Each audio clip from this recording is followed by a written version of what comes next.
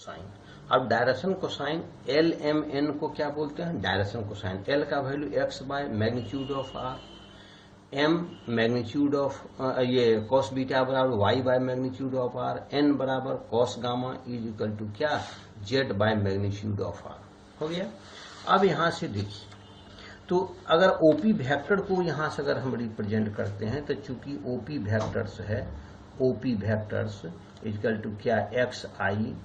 X आई plus Y जे plus Z के। अगर unit vector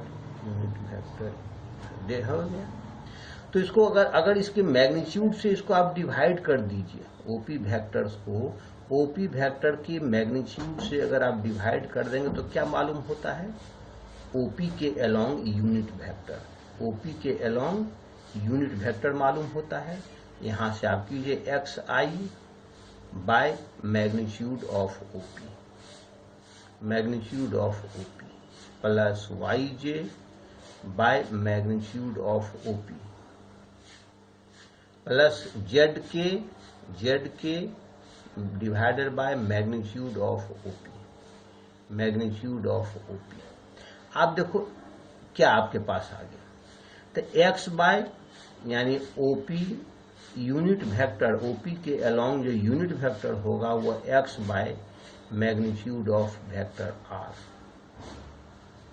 I plus y by magnitude of r j plus z by magnitude of r into के unit vector. यानी OP unit vector आप क्या लिखेंगे? OP unit vector is equal to l i plus m j plus n k. हो गया आपके पास।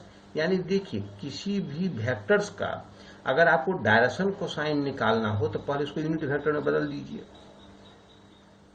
किसी भी वेक्टर का अगर डायरेक्शन कोसाइन मालूम करना हो तो उसको यूनिट वेक्टर में बदल दीजिए, और तब आई जे के का जो कोफिशिएंट होता है that is their direction cosine, वही आपके पास क्या होगा? उसका डायरेक्शन कोसाइन हो जाएगा। समझ रहे हैं? इस प्रकार से आप इसको निकालते हैं। इसकी सबसे इंपॉर्टेंट प्रॉपर्टीज को देखिए जो बहुत वेरी वेरी इंपॉर्टेंट है। वह इंपॉर्टेंट प्रॉपर्टीज क्या होता है? तो चूंकि vector r, magnitude of vector r कितने आपके पास हो गए? आपके पास हो गए x square plus y square plus z square का अंडर रूट। यानी कह सकते हैं इम्प्लाइज क्या कि आर स्क्वायर बराबर x square plus y square plus z square. R square से आप डिवाइड कर देंगे तो क्या आपके पास आ जाएगा? X square by r square plus y square by r square plus z square by r square. या तो 1 इज इक्वल टू देखो एक्स बाय आर का whole square plus y by r whole square plus z by r whole square. यानी इसको आप लिख सकते हैं क्या? 1 बराबर x by r is equal to l. X by r का वैल्यू क्या है? एल। वाई बाय आर का value m, z by r का वैल्यू एन। यानी l square plus m square plus n square बराबर क्या? 1 होता है। Very very important property. जितने भी डायरेक्शन कोसाइन से प्रॉब्लम पूछे जाते हैं उसमें ज्यादा शेयर इसी का होता है, यानी इसी से प्रॉब्लम पूछा जाता है। यानी तीनों डायरेक्शन कोसाइन के स्क्वायर का सम कितने होते हैं? 1 होते हैं। इस चीज को ध्यान रखिए। इस पर एक बहुत अच्छा क्वेश्चन भी है, यानी कि कह सकते हैं आप क्या? Cos square alpha plus cos square beta plus cos square gamma बराबर क्या हो गया?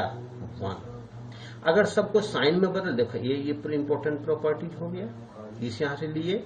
दूसरा अगर इसको साइन में बदले तो लिखेंगे 1 minus sine square alpha plus 1 minus sine square beta plus 1 minus sine square gamma is equal to क्या? 1।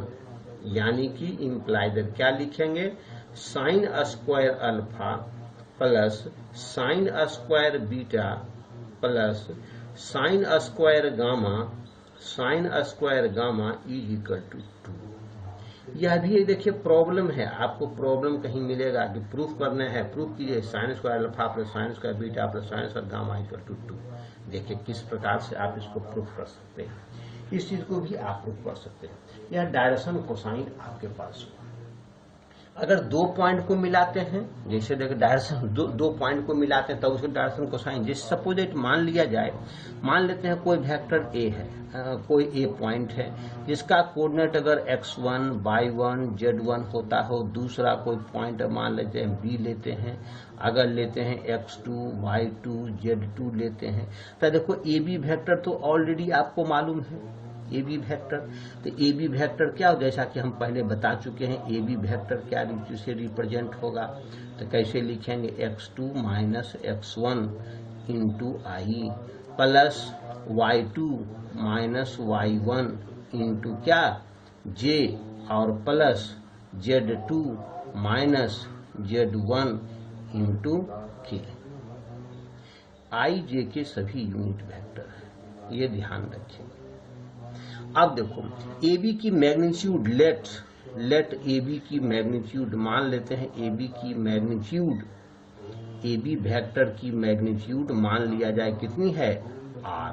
अगर मान लेते हैं वेक्टर है r, तो आप ए बी के अलोंग, ए बी का डायरेक्शन कोसाइन अगर हमको मालूम करना है तो ए बी वेक्टर के अलोंग यूनिट वेक्टर मालूम करेंगे, यानी कि ए बी वेक्टर में उसके मैग्नीट्यूड से डिवाइड कर देंगे। मैग्नीट्यूड यानी कि ए बी, यानी मेरे पास वैल्यू क्या हो जाएगा x2 minus x1 by r I plus y2 minus y1 by r into J unit vector plus z2 minus z1 by r into के unit vector. This is your क्या unit vector along हो गया। अब इसीलिए देखो unit vector निकाल लिए, इसीलिए अब इसके डायरेक्शन को साइन कितने हो गए एल हो जाएंगे, है ना, x2 minus x1 by r, m हो जाएंगे, m इजकल टू हो जाएगा y2 minus y1 by r, और n का वैल्यू हो जाएगा z2 minus z1 by r। ये आपके वैल्यू हो जाएंगे, जहां पर r क्या है ए बी की मैग्नीट्यूड, यानी magnitude of A B, magnitude of vector A B, इसके वैल्यू कितने हो जाएंगे under root x2 minus x1 whole square plus y2 minus y1 whole square plus z2 minus z1 whole square. This is your क्या r का value, यह आपके r का value हो जाएंगे।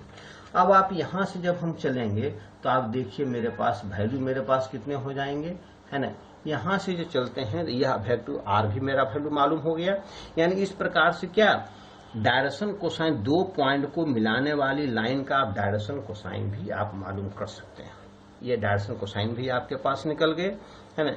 अब देखिए यहां से अगर कोई एक क्वेश्चन को अगर आप सॉल्व करें तो किस प्रकार से, जैसे अगर आता हो सब कहेगा, मान लेते हैं एग्जाम्पल लेते हैं, एग्जाम्पल कहेगा find the direction cosine, find direction cosine disease of, है ना, 3i plus 4j plus 5k, इसका डायरेक्शन कोसाइन मालूम करना है। तब देखिए मान लेते हैं, लेट कीजिए, लेट r वेक्टर्स अगर कंसीडर करते हैं, r वेक्टर लेते हैं 3i plus 4j plus 5k, 3i plus 4j plus 5k, i j और k। तब देखिए r का मैग्नीट्यूड मेरे पास कितने हो जाएंगे, r की मैग्नीट्यूड कितने होंगे, 3 3 जा 9, 4 4 जा 16, 5 5 जा 25 अंडर रूट, यानी मेरे पास वैल्यू कितने हो जाएंगे 25 25 50 यानी 5√2। अब देखो r जब ई डायरेक्शन को साइन निकालना है तो क्या r के अलोंग हमको क्या लेना है, r के अलोंग, r वेक्टर r के अलोंग हम यूनिट वेक्टर निकालेंगे। यूनिट वेक्टर यानी वेक्टर आर को उसके मैग्नीट्यूड से डिवाइड कर देंगे तो यूनिट वेक्टर मालूम हो जाएगा। तो देखो यह मेरा है 3/5√2 i plus 4/5√2 j plus 5/5√2 k। अब देखो यूनिट वेक्टर निकल गया। तो दिस इज योर एल, यह क्या हो गया एल, यह हो गया एम, यह हो गया एन। ये सभी डायरेक्शन कोसाइन यानी एल का मेरे पास वैल्यू हो गए 3/5√2, एम के वैल्यू हो गए 4/5√2 और एन के वैल्यू हो गए 1/√2। This is your direction cosine. आपके डायरेक्शन कोसाइन हो गए इस प्रकार से। इस प्रकार आप किसी वेक्टर्स का अब मैं अगले चैप्टर में कोप्लेनिटी प्रूफ करने की